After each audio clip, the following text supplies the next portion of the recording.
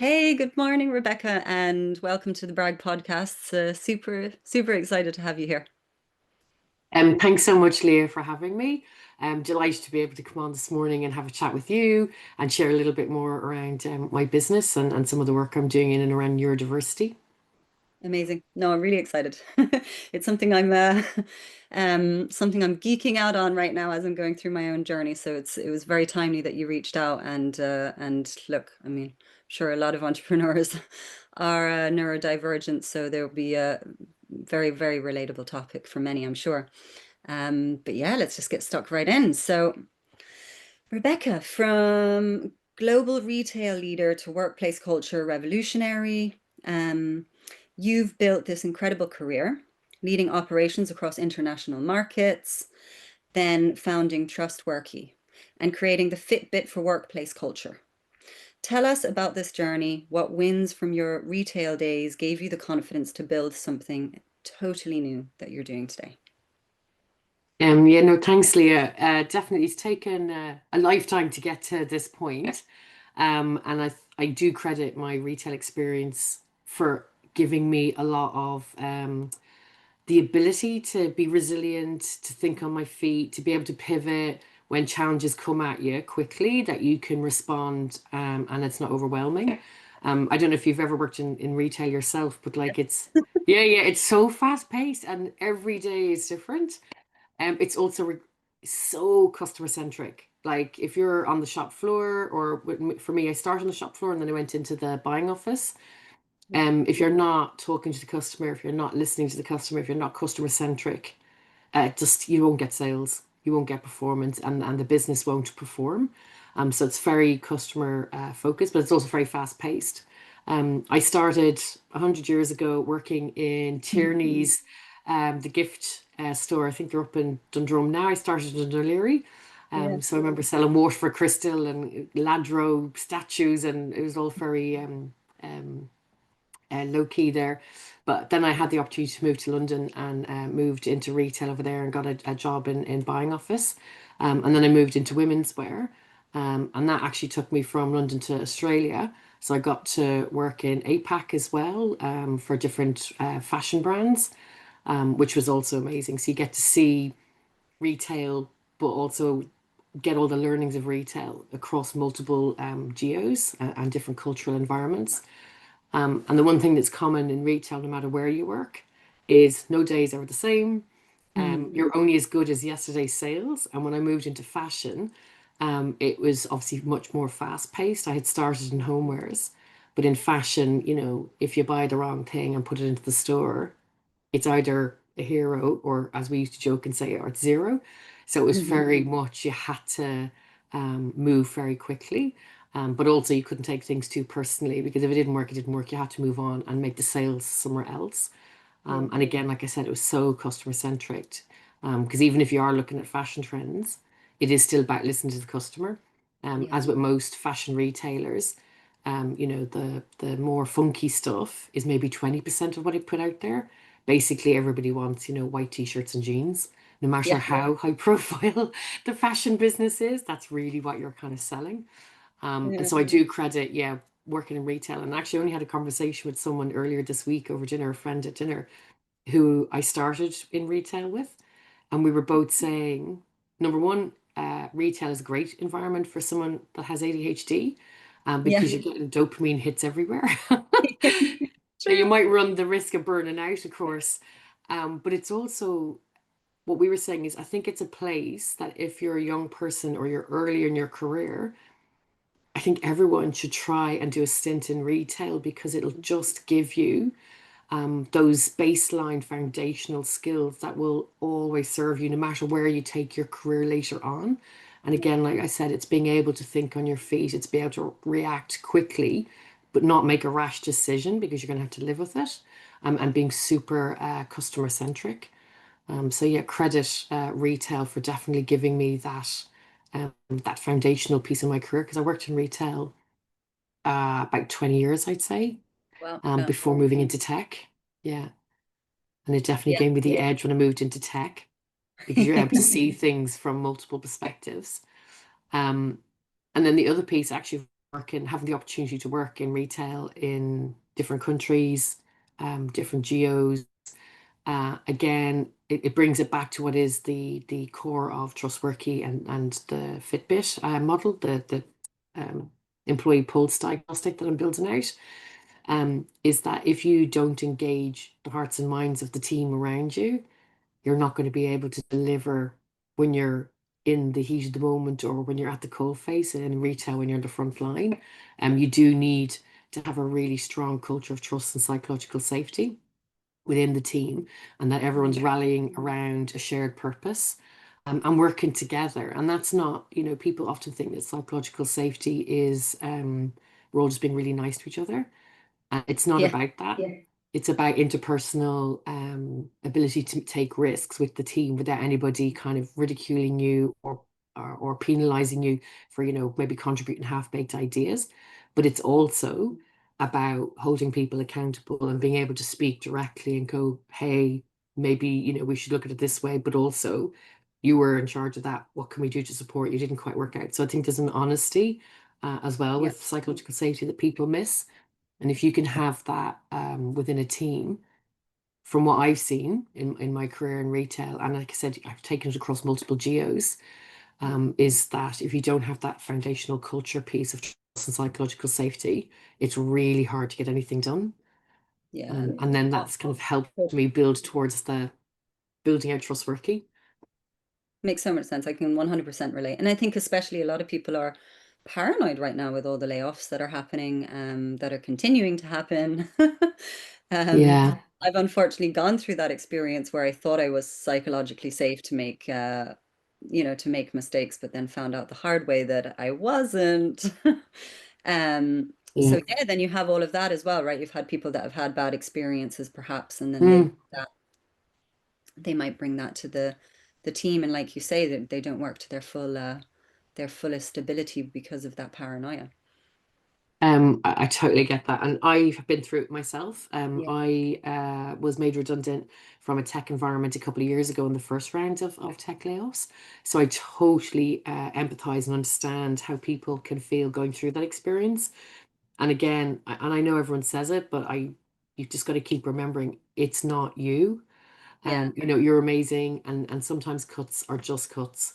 But again, when you're in that work environment, trying to take on new projects, be open to new experiences, is really helpful to just build out your own robustness, but both Yeah. mentally, emotionally, but also in your skill set.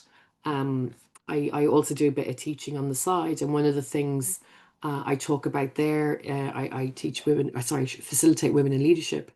Um, and one of the things I talk about there quite a lot, to the point probably people probably sick of me going on about it, is you've got a toolkit.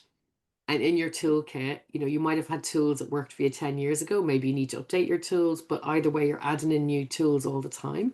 And I think if you think of your career like that you're Yeah. building out tools, um, when you're in the job, then you can take them, you're taking your own toolkit to the next job. And of course, being made redundant is so hard.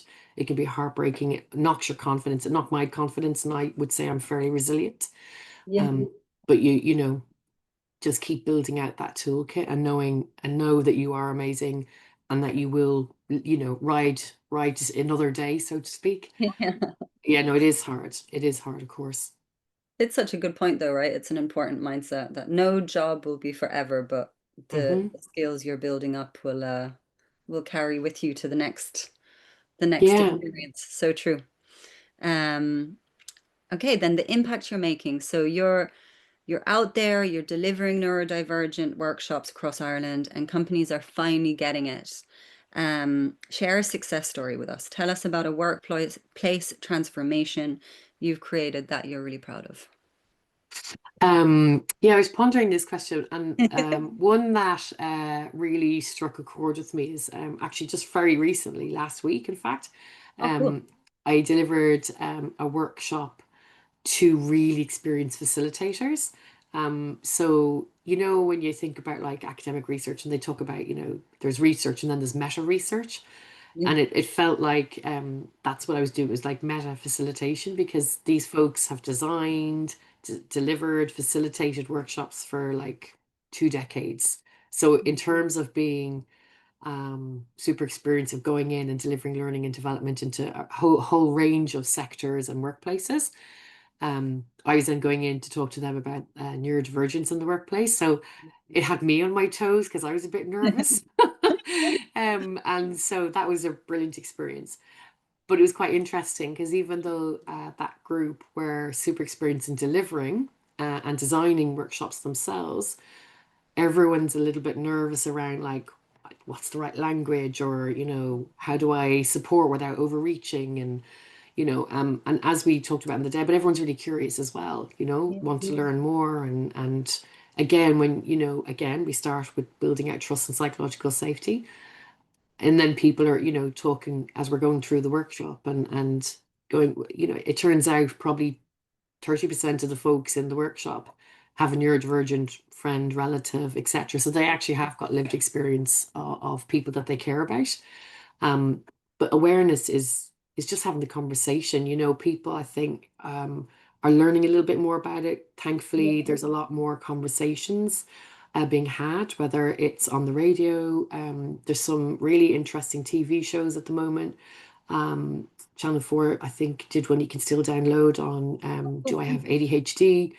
Yeah. TG4 have just ran, I think it was this Tuesday and last week, a two-part program about neurodiversity in Ireland. Yeah. And again, you could probably get that on the player. Cool. Some great insights. And then I know we can't get BBC Player here, but there's Chris Packham did Inside Our Minds, a fascinating suite of programs looking at neurodiversity as a Yeah. neurodivergent folks at work as a whole, but then specifically going into autism, ADHD, Yeah. and dyslexia. And again, you can get that probably on YouTube or follow Chris Packham for some of his snippets. So people are talking about it more, and I think the awareness piece Oh yeah. is so important. Yeah. And it's the place to start. And then how do workplaces take that awareness but put it into action?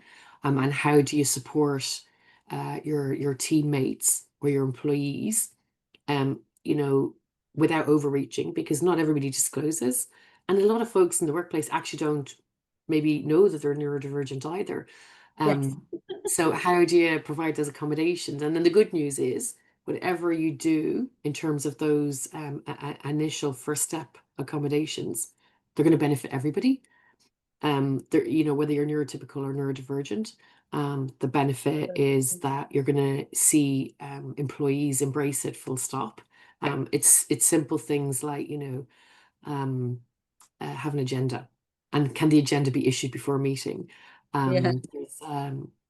There's this woman in the US called Dr. Victoria Verlessa, and I follow her. I find her insights amazing, and she did a survey when the respondents all came back from neurodivergent folks in the workplace, the number one piece that people wanted as a low-hanging fruit was, can we just have an agenda a couple of days in advance of the meeting?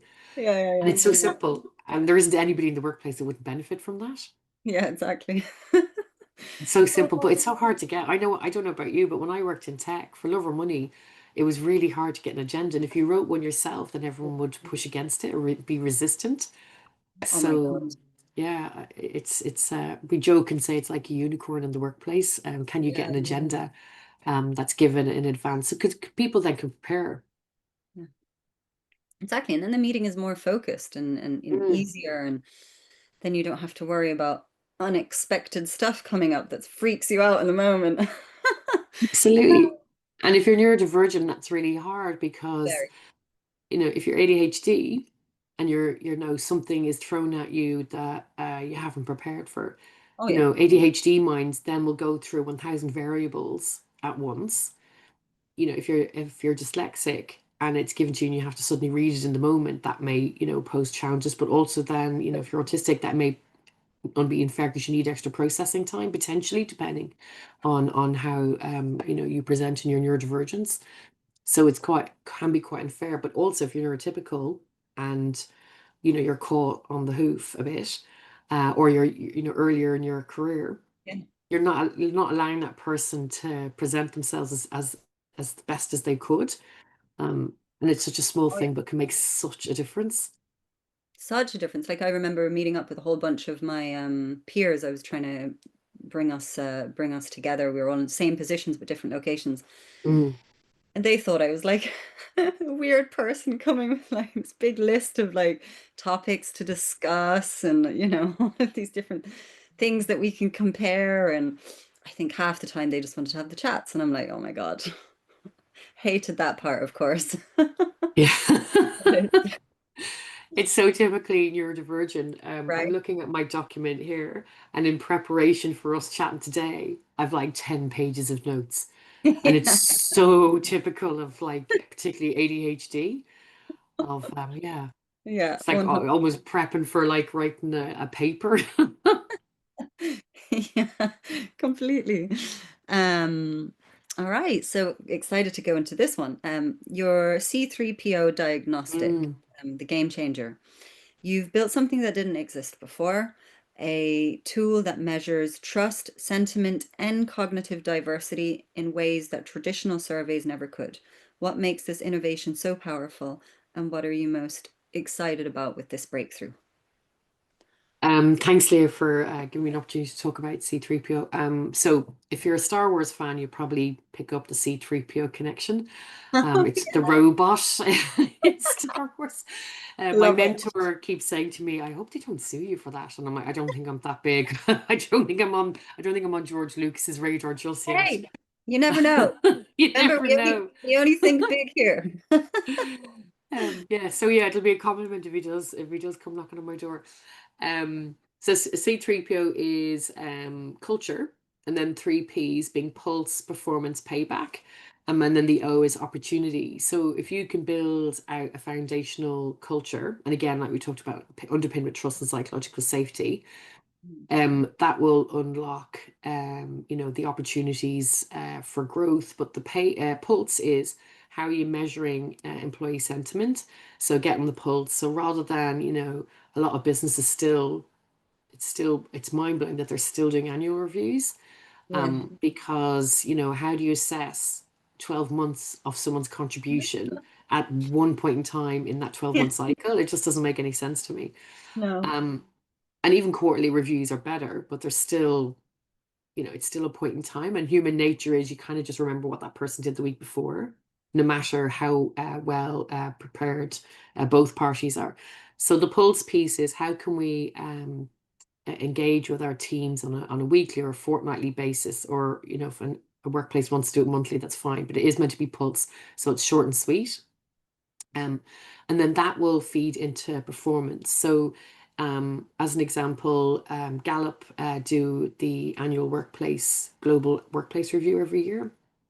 And for 2 or 3 years running, engagement is at an all-time low in the workplace.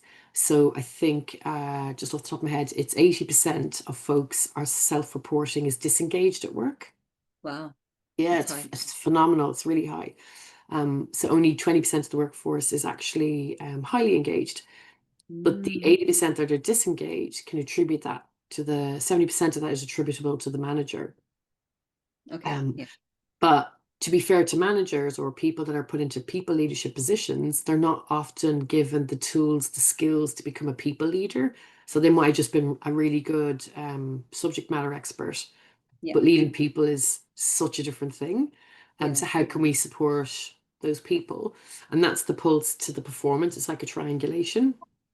So we get the sentiment of the team and how they're relating with the leader, and then Yeah. we're giving ability for the leader to have, um, uh, sort of more, what's the word, you know, accurate data points for them on their learning. And at a point in time in the future, when I get some investment, I'll build out a learning management system, and then we can direct Amazing. that leader Yeah. into here's some learning opportunities to upskill.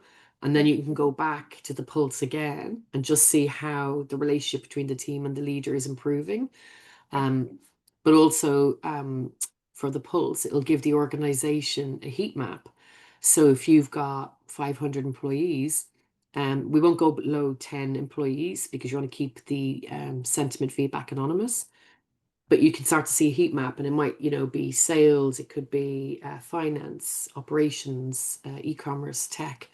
And we have an 8-point measure. So all of the surveys are filtered into 8 pillars, things like trust and psychological safety. I call it strategic inclusion because people don't seem to like the word D and I anymore. But strategic inclusion, I know it's mad, isn't it? Like, Yeah. yeah, the world we live in today. Strategic inclusion, workforce capability, obviously things like culture and engagement. And then you get a heat map, so you can start to see maybe where, teams are thriving and maybe where other teams might need a bit more support. And that's why I keep saying everything's couched with trust and psychological safety, because it's not a witch hunt, that you're not going in to find managers with a lower score and, not support them. It's to go in that you can support them. And then the payback piece is that you're starting to see that competence piece being rewarded and not confidence just on its own. And in the workplace today, certainly on the research I've done, confidence gets rewarded, whether Oh that's yeah. pay increases, promotions, more profile projects, higher profile projects.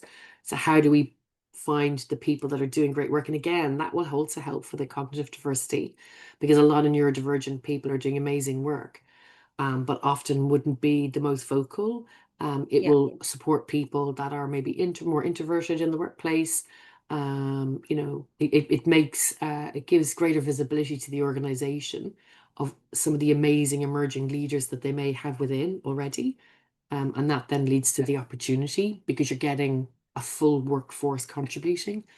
So it's still early days, but I've Amazing. done all the questions, built out the platform, and so now Amazing. we're going into beta testing. Ah, Thank congratulations. you.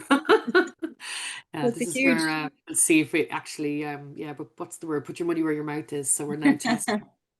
Amazing. No, a huge brag. I mean, it's so needed, right? Like, what person hasn't had a bad experience with a manager? Mm, And it's yeah. like the manager themselves are not necessarily bad people. I mean, I've had some that weren't not great, I have to say, actually. They're pretty, they were pretty big a-holes if I think about it. But Yeah, I think we could all think of one of them when you cast our minds back. Yeah. totally. But you can also, sorry, the sun has just gone very bright here.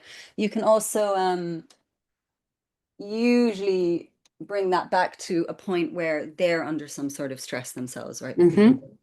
we're all human at the end of the day. And I think there's a huge disconnect when it comes between, like you said, what a manager actually does and where they come from. And I think it should be always more of a service-based role, and it's not usually Yeah. people who are, like you said, subject matter experts. They do very well as their job on an individual basis, Mm, and then they're put into that role where all of a sudden they're like servicing a whole team. And I think it hmm. creates this internal friction within them because they're like, oh my God, what's happening now? I've got 10 people reaching out to me all the time with requests and asking me questions, and I don't know what to do. I'm just freaking out, I don't have enough time, and then I have to do another job on top of that. It's especially in tech, it's Yes. way too much. Way, way, way too much.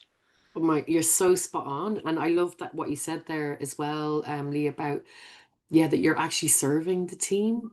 100%. Because that's what you're there to do, is to get the best out of the team, but also, yeah, create the opportunities for them to grow. So yeah, you're dead right, and that's a lovely way of phrasing it. Yeah. Yeah, you're serving them and you're Mm. coaching them.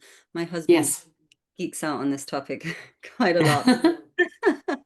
So I was very excited when I saw this because it's something we've had many conversations about. So Mm. it's nice to see this needed change to solution coming. Um, Yeah. so yeah, taking center stage this October. It's ADHD Awareness Month, and you're everywhere. Judge Digital Business Ireland Awards, featured by Awaken Hub, chairing major panels. You're clearly the go-to voice on neurodivergency and workplace inclusion. What's lighting you up most about these conversations that you're leading right now? Oh, thank you, Leah. And again, yeah, it is October, so it's ADHD and Dyslexia Awareness Month. And just on the 8th, 2 days ago, was World Dyslexia Day, and celebrating that. And I don't know if you know, Richard Branson Yeah. has launched with Made by Dyslexia University in the UK. They're obviously going global with it, because 1 in 3 entrepreneurs is dyslexic, which is Really really amazing. interesting. And that's just people that have, been diagnosed or assign themselves as dyslexic. Dyslexic. There's loads of people still that wouldn't identify or aren't aware. So it just feels really exciting when you've got people like that.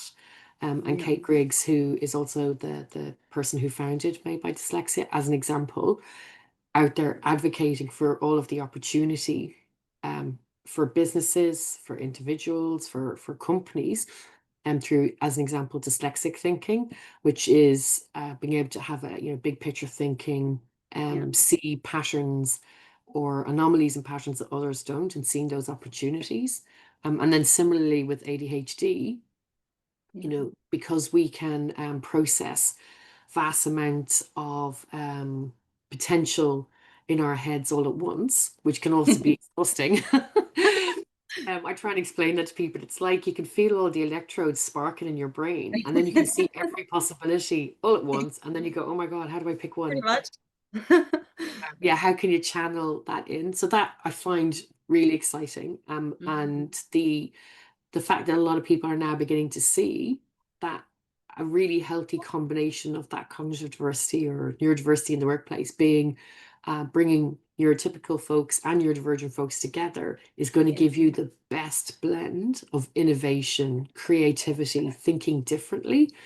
And when we look at a lot of the people in the world that have sparked change or thought differently, a lot of them, as it turns out, are actually neurodivergent.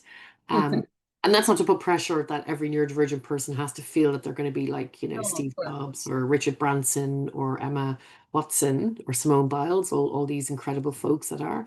Everyone's on their own, journey where they are in their neurodivergent Yeah. experience, but it's also important, I think, to have role models.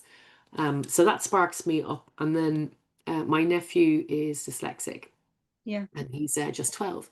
And I look at him and go, I hope that when he becomes an adult, so I find that quite inspiring and motivating, that he doesn't have to experience maybe what we've experienced in the workplace or in college about maybe not wanting to say, oh, I am neurodivergent.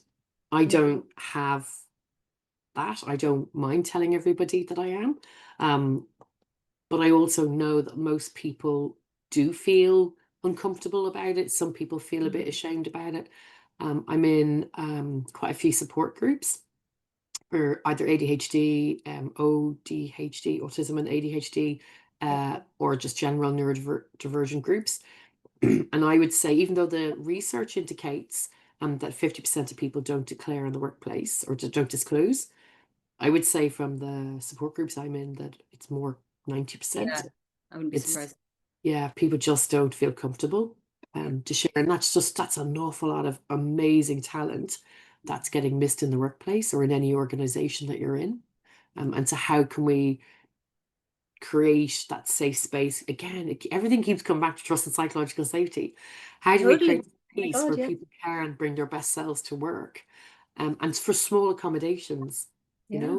in most cases, it's very small accommodations. So that lights me up Mm. because I'm finding it really motivating.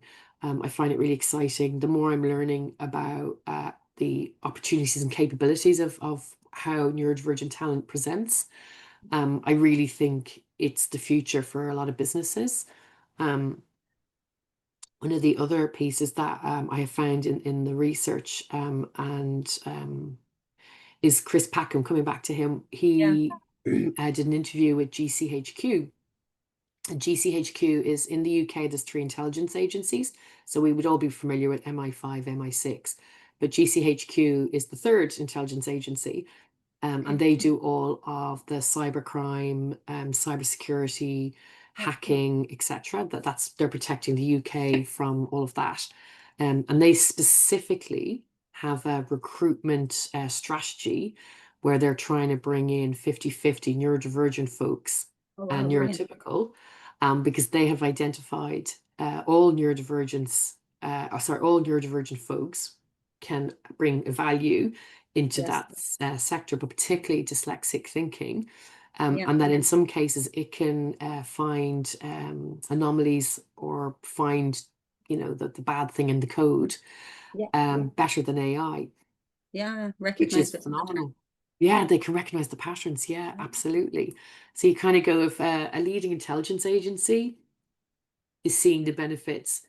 Yeah. It'd be great if just general Right. workplaces caught up and all of that innovation and creativity and thinking different. So that lights me up as well. I get really excited about that, and trying to share that excitement into businesses and organizations to sort of go, look, you Yeah. know, innovation is hard. Like thinking outside the box is hard.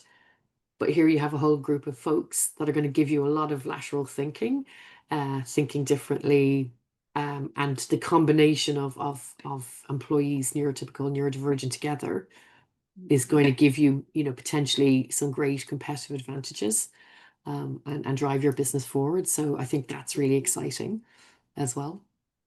So much, right? And it's like, and I've discovered knowledge is huge power. I mean, I only just got my diagnosis in February. So before that, I always just thought that I was slightly difficult, if that makes sense. Um, I always had a time, like an expiry date of when a professional relationship would just expire because something would happen where they would get fed up and then it would be gone. Or I would go through the burnout cycle. So I would overperform, Yeah. overperform, and then crash. Or they would take, like I had a manager in particular, take all of my ideas and my knowledge and my pattern recognition and then as soon as I started burning, okay, off you go, bye. So I get it why people, even when they discover and they get that knowledge as Mhm. power, they're like, wow, this is actually quite scary because now I know I can control the situation, but what if I start telling people and they have a negative bias towards me Yeah. having this? And then as a result, coming back to the trust aspect, right? That's what it all Yeah. comes back to again. But one thing I've really learned is that we all have we recognize patterns, but I think we all have kind of one or two or three obsessions Hmm. that we kind of a pattern that we can't help but recognize. And for me, it's bias. It's huge. Like I can't enjoy a movie, a TV show, a concert, nothing, because I will see the dynamic between people and I will see the biases happening in front of me, be that against ethnicity or gender Hmm. generally. So then I was like, you know what, this is driving me absolutely nuts. Like it's keeping me awake at night. I'm driving my family nuts because I can't stop talking about it. And I'm like, I just have to do something, I have to find some way to channel this energy. So I think that when, like you said, when organizations are able to hire people that have those particular, when they've discovered those particular obsessions, even for folks themselves that have neurodivergency, Hmm. really like when you do that, just look in yourself and do that reflection and figure out like, yeah, like what's that thing that pisses you off? Mm. Mm. And then how can you do something about it and make it your thing? That's really, really interesting, and I totally get it. Yeah. I'm the same also. My big thing is, yeah, I don't understand how we don't have gender equity. I just can't fathom why people still see women as less than, or that there's even a pay gap, or just that we still only have 20, what is it, 23 or 24% of women in the dole. Like, Yeah. vote for women, people, vote for women.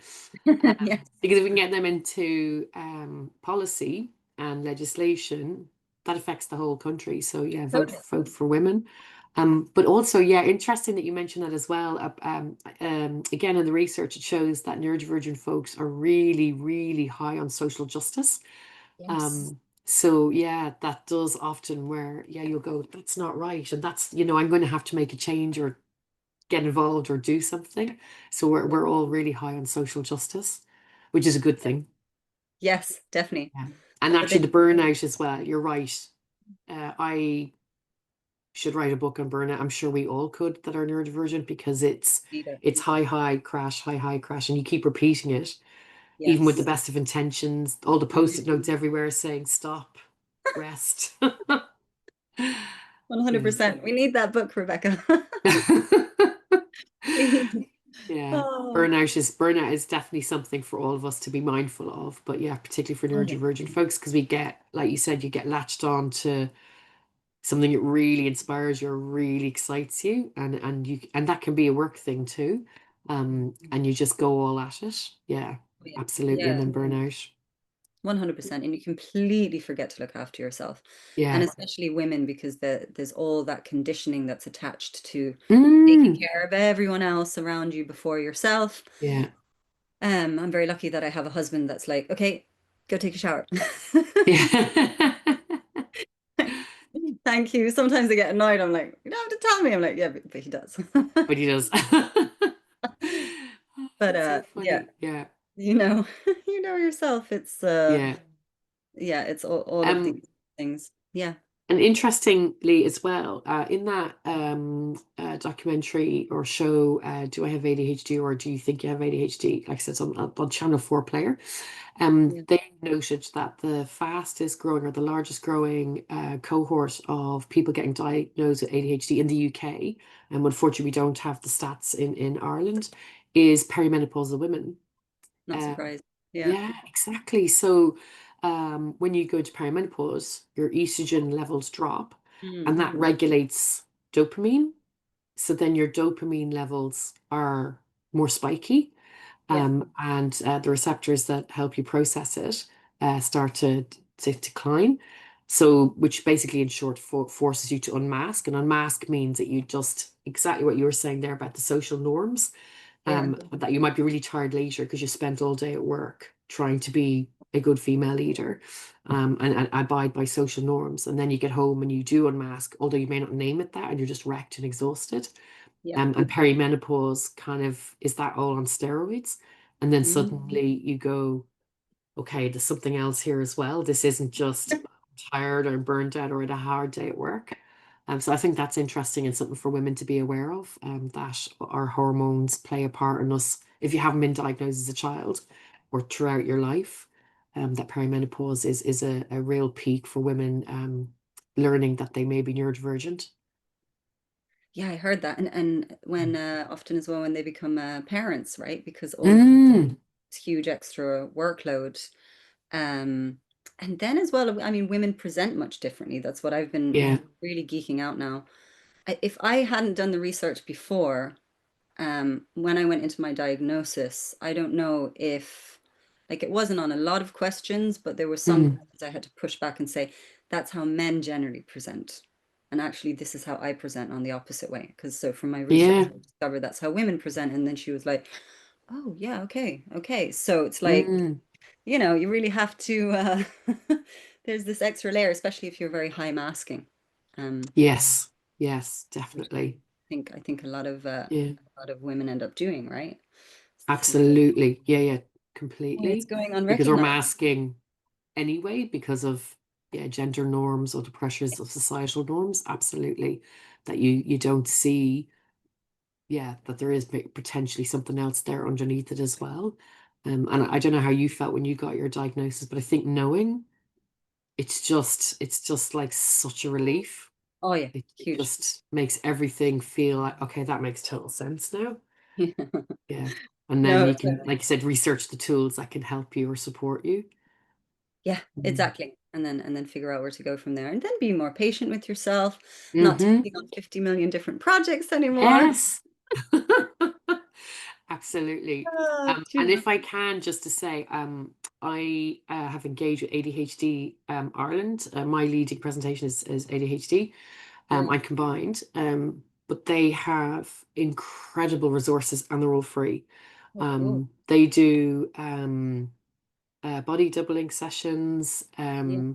You can do their focus hub, which I think is over a 6 week period. Then you can also join, through ADHD Ireland, this program called UMAP. And I think I can't remember what it stands for, but it's basically supporting adults with ADHD. Oh, And cool. that's through UCD Psychology Department. And once you get onto that, that's also free. And Yeah. I think that's also a 6 week program. Yeah. There's so many amazing resources out there, Mhm. and I have found them all to be absolutely brilliant and game changing for me, particularly the UMAP. I find it so beneficial. So just for folks that are tuning in and they want to learn more, obviously there's Dyslexic Ireland as well. We talked Yeah. about Dyslexia University made by Dyslexia in the UK. Of course, there's As I Am, and there's so many resources out there that you can avail of, or if you want to explore it a little bit further. Oh, that's amazing. I'm definitely look Mm. check that out, and I'll Mm. add some links as well on the YouTube episode. And then, yeah, your vision for what's coming next. So, where do you see workplace neurodiversity support heading in the next couple of years? Mhm. And what's exciting for the future? Sorry, and what's your exciting vision for for the role of TrustWorki um, is going to play in that future? We were talking about how neurodivergent folks can bring, a competitive advantage into the workplace through that thinking differently, innovative thinking, lateral thinking. Before I got diagnosed, one of Yeah. the workplace attributes I always got complimented on is that I could think outside the box, that I could think laterally. When I Mm. worked in Australia, they even joked on the team and gave me a special chair by the window so I could go and think. Because I'd come back with some, Love it. idea that would typically, add value or work or drive sales and Yeah. revenue. Um, Not knowing at the time that that was just, again, getting that headspace to think differently. So I think there's Yeah. an awful lot of added advantages. And again, we talked about all you have to do is create some very small accommodations as a first step. Um, Building awareness, having agendas, giving people flexible work time, Yeah. um, given written and verbal instructions, things like that. There's so many small accommodations can be made as a first step Yeah. to try and unlock that potential in people. And as we talked about earlier as well, like, GCHQ as an example saw that dyslexic thinking, neurodivergent thinking was giving them an added advantage that potentially AI wasn't. And then in a period where we're going into such high adoption of AI, Mm. AI is doing two things. Number one, it's removing menial tasks out of the workplace. So it's going to do a lot of the admin for us. That's going to free people up to then focus on adding different types of value, um, and being much more customer centric. Or again, how do you differentiate your business or your team or your department in the marketplace? And so it's going to require a lot more innovative thinking. And if you're not bringing in that cognitive diversity and engaging all minds, are you really going to be that innovative? Because if Yeah. same group of people think in the same way, like, and Mhm. again, that's the psychological safety. How are you going to brainstorm and bounce ideas around? So I think that's going to be really important in that shift of AI that will level the playing field for a lot of organizations because AI is going to give organization X, Y, and Z the same answers and the same Yeah. uh, ability to, accelerate forward. So then we all get there. Then what do we do? And that's where I think neurodivergent thinking is going to be really beneficial. And again, that how humans can think differently and layer on top of that. So that's where I would hope as well then with the TrustWorki diagnostic, that we can support organizations to engage their folks, but also Yeah. to unlock minds and engage. We talk about all the time about engaging all minds. So it's that combination of neurotypical and neurodivergent together that's going to Yeah. give businesses that added edge. And so by using 3CPO, are you listening to your employees? Can you hear the sentiment? And it's not just about going, I want people to hit these KPIs. I want you to hit the sales target. Well, yeah, but how are they feeling? Do they trust you? Do they trust the organization? Where's their capability at? Do they have a strong relationship dynamic with their Mhm. leader, their team leader? Is there that trust in the organization? And how do we build that out? And then you can Mhm. also start to use the tool to home grow leaders from within. And again, reward, like we talked about earlier on, the competence, not Mhm. just who's talking loudest, which is Yeah. typically what happens in a lot of workplaces. Then that will give that opportunity. So it's again engaging all minds and making sure that all voices have an opportunity to speak and contribute, and that everybody's valued in their different ways. Mm. Yeah, it makes so much sense. I mean, like when I think about it, like I know I'm neurodivergent, my husband, I know other people, and like a pattern that I see happen quite often is that you get Mm. neurodivergent people that are just have all these ideas, they give all the ideas to their Mm. manager, and then the manager puts on a nice, beautiful slide presenting it as their own ideas. And I think Yeah, that's like something you see happen again and again and again, right? But yeah. I think you really hit something on the nail here, like hit the nail on the head here, which is that by combining those, you know, neurodivergent innovation and ideas with the neurotypical people who can actually finish things, um, you know, you can get some incredible work, right? What a competitive edge that gives organizations.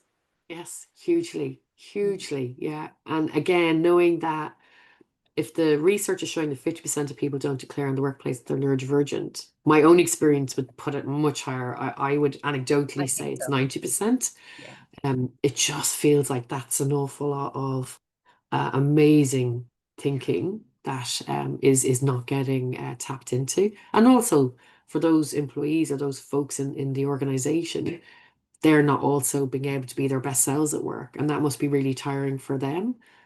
So how do we, yeah, bring that thriving kind of culture around so that everybody can enjoy work and have purpose in work? And I think I haven't done a lot of research on this, but from what I can see as well, it's shifting in generationally. Gen Z are looking for a lot more of that purpose in work as well. So regardless of whether it's neurodivergent or neurotypical, I think workplaces are going to have to think around how they engage with folks into the future because generationally things are changing. I'm Gen so X, yeah, and my understanding is we would just put up with stuff. yeah, And I'm delighted to see that Gen Z are going, we won't put up with it. We want, our well-being to be thought about. We want to have that purpose and we want to contribute and add value in the workplace.